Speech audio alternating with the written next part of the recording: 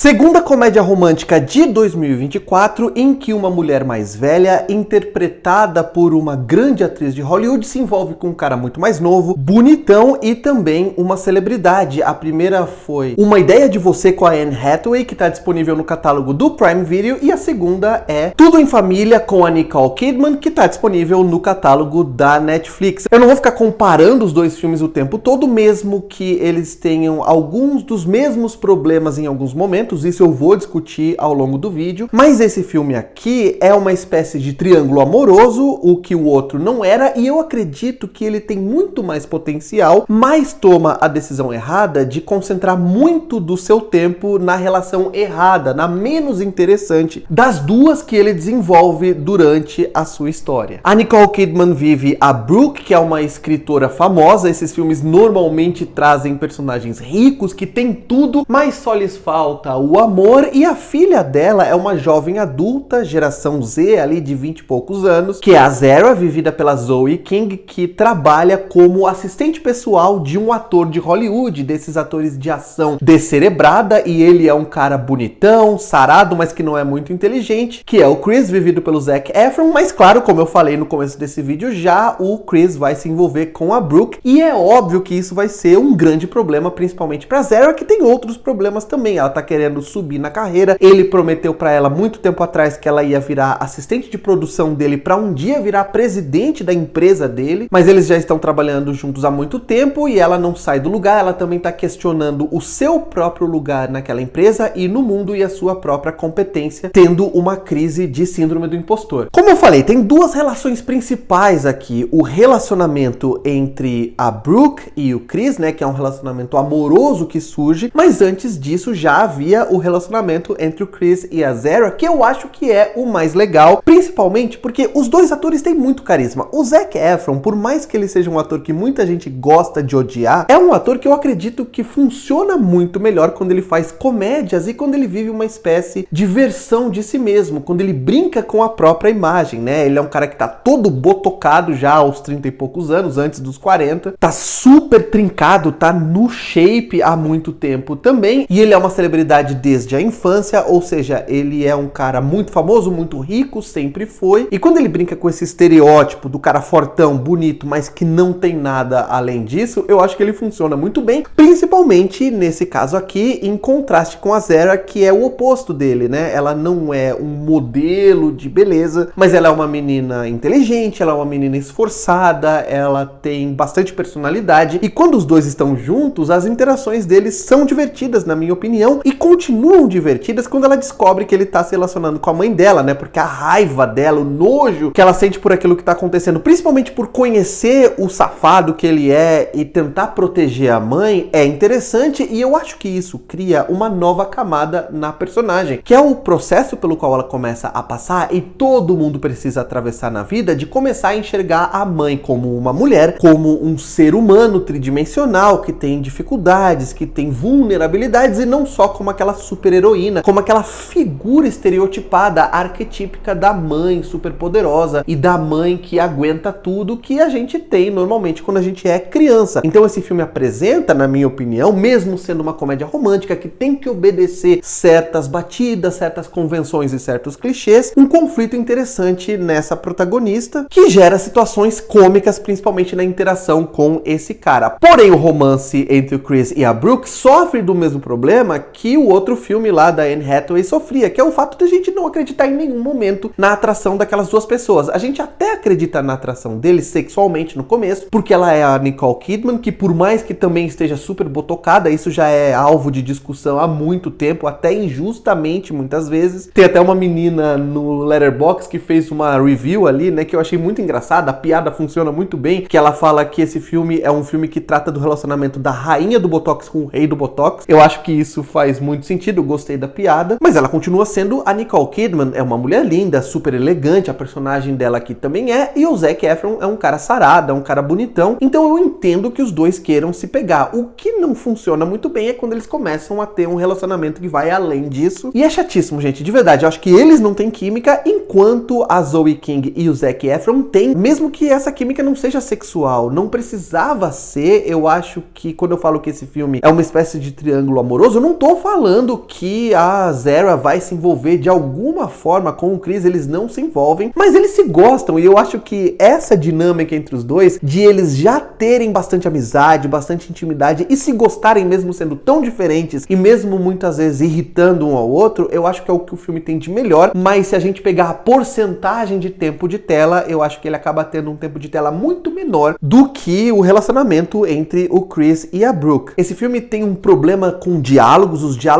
são pavorosos. Logo no começo do filme, a Brooke tá conversando com a mãe dela, né, a avó da Zara, que é vivida pela Kathy Bates, que tá aqui num papel coadjuvante de vovozinha simpática e que ama a neta. É legal, mas é um papelzinho muito abaixo da carreira da Kathy Bates. Mas elas estão conversando e todas as relações de parentesco entre os personagens principais são explicados num diálogo expositivo absolutamente falso e artificial. Isso é horrível quando a gente não entende, não conhece os personagens vendo a ação do filme, porque o diálogo é mais ou menos assim. Ela fala: não, mas antes de você ser a minha agente, você já era a minha sogra, porque você é a mãe do cara que morreu, que era o meu marido. Então você já era minha sogra por ser mãe do meu marido antes de ser minha agente. Cara, esse tipo de diálogo jamais aconteceria desse jeito. É um diálogo feito de maneira artificial pra gente entender rapidamente ali, de uma maneira preguiçosa, as relações familiares entre eles. Ou então tem um momento lá em que, já mais pra frente, a Brooke tá jantando com o Chris e aí ele solta várias frases, né? Não, mas porque eu sou muito mais do que o meu trabalho. Eu sempre quis ter amigos e eu tive no começo da minha vida, mas aí eu me tornei famoso, só que depois todo mundo queria ser meu amigo por interesse e ninguém me conhece de verdade. Cara, isso é o clichê do clichê do clichê, e quando esse tipo de diálogo acontece, ao invés disso nos aproximar do protagonista, isso nos afasta, porque a gente vê que é um roteiro mal feito, mal escrito, preguiçoso, que tá tentando criar algum tipo de vulnerabilidade para aquele cara naquele momento da pior maneira possível. E eu preciso falar que esse filme tem o pior terceiro ato que ele poderia ter. O terceiro ato do filme é horrível, porque se até ali eu até tava simpatizando com os personagens e até tava dando um pouco de colher de chá para alguns dos problemas, no final do filme não, porque ele decide abandonar completamente as personalidades daqueles personagens que ele apresentou ao longo de uma hora e meia, e se render totalmente aos clichês do gênero, né? O final do filme obedece muito mais a clichês do gênero de comédia romântica do que as decisões normais que a gente esperava daqueles personagens que a gente conheceu. E o principal desses clichês é quando um personagem coadjuvante, e aqui não é a coadjuvante exatamente porque é a Zara, mas ela é coadjuvante daquele relacionamento, começa a mexer os pauzinhos, e ela mexe os pauzinhos tanto para afastar os dois, a mãe e o chefe, como também depois para reaproximá-los. E os dois não têm ação nenhuma, os dois são completamente passivos. Eles são personagens adultos que acabam obedecendo passivamente, cegamente, aquele planozinho que ela fez tanto para afastá-los e depois para voltar a ficar juntos de novo. Eles não têm, como eu falei, nenhum tipo de personalidade nesse momento, e tudo é muito cringe e tudo é muito clichê. Como eu falei já lá no vídeo do filme com a Anne Hathaway, é tudo muito ingênuo, como se fosse um roteiro de comédia romântica lá dos anos 90, e a gente já viu isso 300 milhões de vezes e não acredita em nenhum momento naquilo que tá acontecendo. É um filme que tinha mais potencial que Uma Ideia de Você, é um filme que tem momentos cômicos que funcionam, como eu falei anteriormente, mas infelizmente é só isso. Se você assistiu ao filme, eu quero que você venha me dizer se gostou, não gostou, concorda ou discorda dos pontos que eu apresentei nessa crítica. Não se esquece de dar um like no vídeo, se inscrever no canal, clicar no sininho e em sempre, para sempre receber notificações de vídeos novos por aqui. E por hoje é isso, um abraço, tchau!